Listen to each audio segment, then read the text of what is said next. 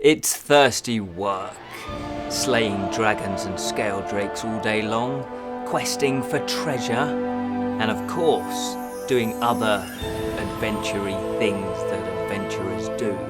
So what better way to relax and unwind than to have a few ales, gamble a few gold, and well, thoroughly enjoy yourself? Well, the best place to go is the Red Dragon Inn.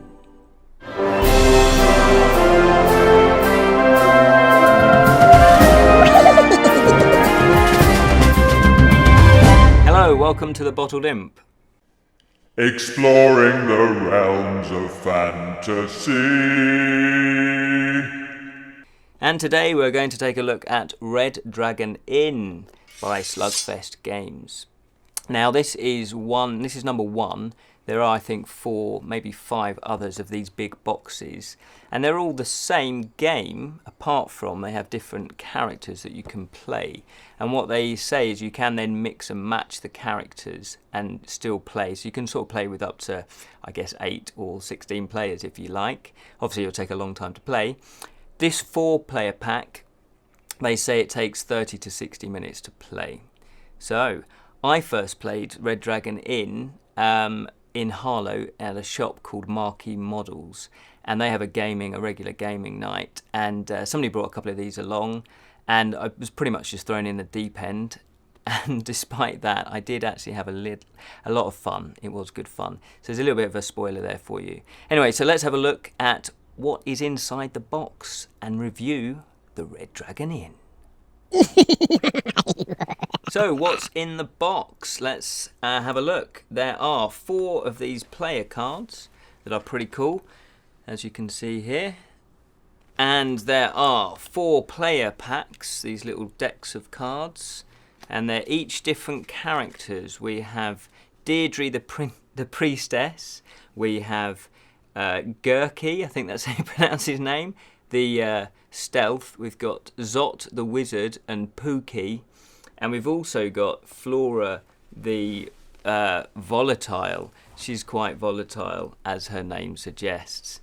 The other things we have is we have a drink deck with all the lovely drinks and not so lovely drinks, as you'll find out. We also have 2 player markers for each player. And we also have gold, lovely gold. Oh yes. Now the way it's set up, this is set up for a 4-player. As I say, each player gets their own player mat, they get their own player deck, and you can choose which character you want to be, or you could just deal it out randomly. And each player gets 2 markers, as I said. They also get the gold. Everyone gets 10 to start off with. I think if there's different amount of players, then there's different amount of gold that you start with. And what you simply do is, everyone has their deck, they shuffle it, they put it onto their deck pile, which is here where it says deck, and also you have a discard space. Now the discard space is obviously where you would be discarding your cards. And you have a drink me deck, and everybody will get a drink, so they'll put them face down without seeing them onto their little drink me space on their board, their player board.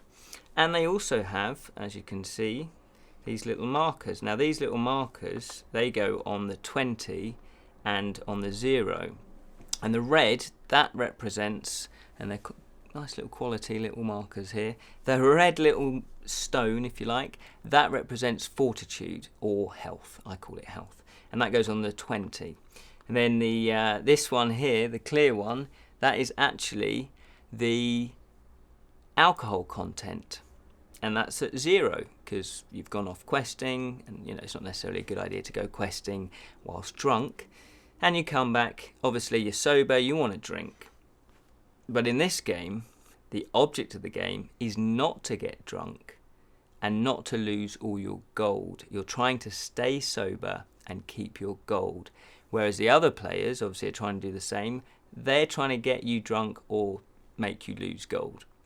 So, how does a round consist? What happens in the game? How do you play it? It's pretty simple.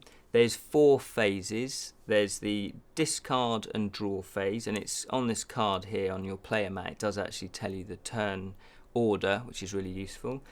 you have the action phase, and you also have the buying the drink phase, and then you have the drink phase. So let's have a look at that in a bit further detail. The discard and draw phase. Now everybody starts with 7 cards to begin with of their player pack from their player deck. And what you do is you'll have 7, and you'll decide that you could discard all 7, or you could actually, and then draw up to 7, or you could just decide to discard 2 and then take another 2, or however many you like. You don't have to discard if you don't want to, and obviously if you play the game for the first time you have no idea what the cards do, so more than likely on your first go that you ever play you won't discard. I didn't discard because I didn't know what I was discarding. So once you've done that, you then play an action card. Now the different, I don't know if you can see that, but on here where my little finger is pointing, it says action on some of the cards. And what you do is you then decide which action card. You might not have any action cards, but if you do, then you can play one. And then you play that action. You simply play the card and that card resolves. There are other cards. One here is the sometimes card. And as it sounds, you can play it sometimes. And that normally means if you can play it in a response to something. So say somebody played an action card that said you lose 2 health or fortitude. You might have a card, a sometimes card, that reacts to that, that says, well, actually, I'm ignoring that card. Then you also have, if I've got it here, yes, an anytime card, and it says here, anytime on the top. And again, it's quite simple. You play that anytime, and that can be any time on your go or any time on someone else's go. And for example, this one, it says, tip the wench. A player of your choice must pay 1 gold to the inn. So that is your action phase. So once you've played your card, somebody else might be able to respond to it. As I say, they might play an anytime card or they might play a sometimes card. Once the cards have been resolved, you then discard your card, and obviously the other players would be discarding their card, and you put them in your discard pile. Then what you can do is you buy a drink. Now you pick another player to buy a drink. So with the drink deck, you simply take the top card, decide who you're going to give it to. I'm going to give it to Zot the Wizard this time. And you put it on his drink deck. Face down, nobody sees it. And then you get to drink. That is the next phase. So what you do is you will take your drink card and you'll flip it over and you will resolve what it says. Now here it is the Dragon Breath Ale. Fantastic. And that has an alcohol content, as you can imagine, it's a dragon breath, of 4. So yeah, you've guessed it. You discard your drink and then you move your alcohol content marker 4. 1, 2, 3, 4. And there we are. Now, the way you get drunk and the way you can be out of the game, as I say, is if you lose all your gold, i.e. you could be gambling with it, and I'll get onto gambling in a second, or the cards say give a gold to the inn, then you're out of the game. Plus, if your alcohol content and your health meet at any point on the scale, on the numbers, you're drunk. And you are then collapsed, and your fellow questers drag you out and stick you in the stables to recover. So obviously if they meet, they probably normally meet around about 12, I've found anyway, depending on how you play. But once they meet, you're out of the game. So that is a turn, and then it proceeds clockwise round.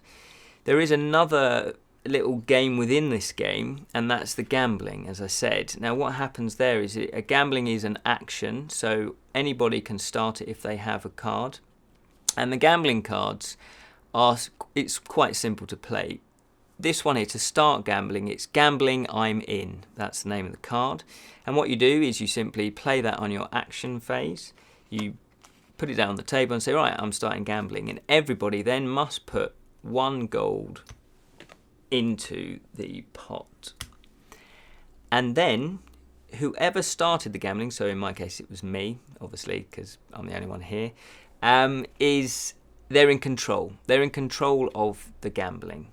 Now, if you want to win the gold, you have to then play a card that makes you in control of the gambling. So for example, if the next player along, which is Fiona here, if she plays I raise, then that actually means that she takes control of the gambling. So that's another way, and she will then be in charge, in control. Now she could have passed, which means she's still in the round, but she's just deciding to pass and not winning, because I would still be in control. And each player has that option. You can pass, or you can try and play a card that actually takes control of the gambling. Now there is one called Winning Hand that actually takes control of the gambling, and there are certain cards that can't be played after it. So to have the Winning Hand is quite a good card to have. Now the gambling keeps going. There is another card that says, I raise. I think everybody else then puts an additional gold in, so the pot could get fairly big.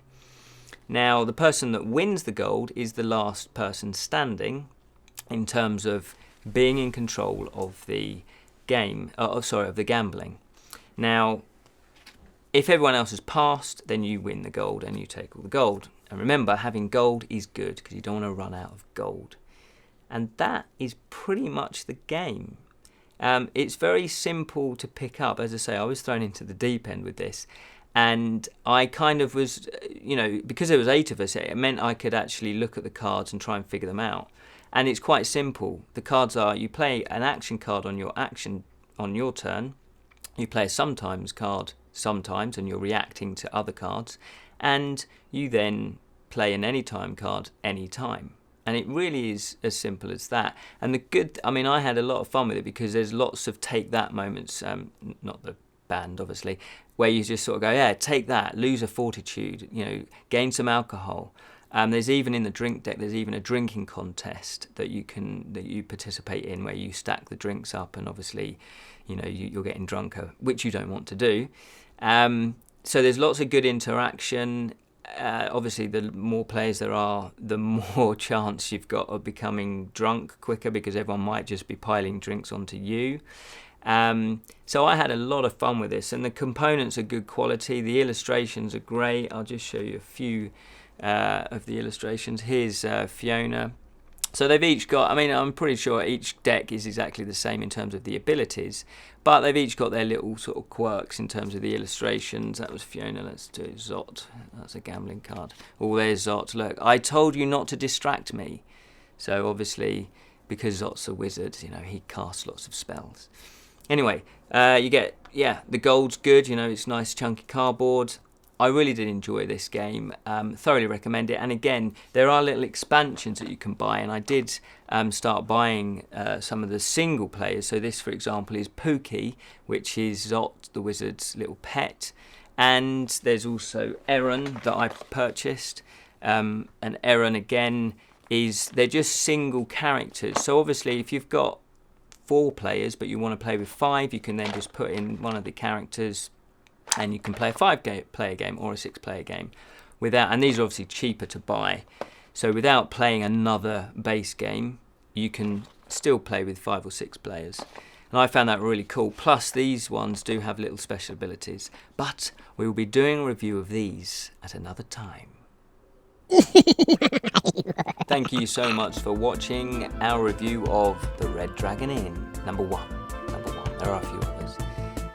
Apparently, we've got 200 subscribers. Now, I know that's not a lot, but for us, it means a lot. So if you've enjoyed this, then spread the word.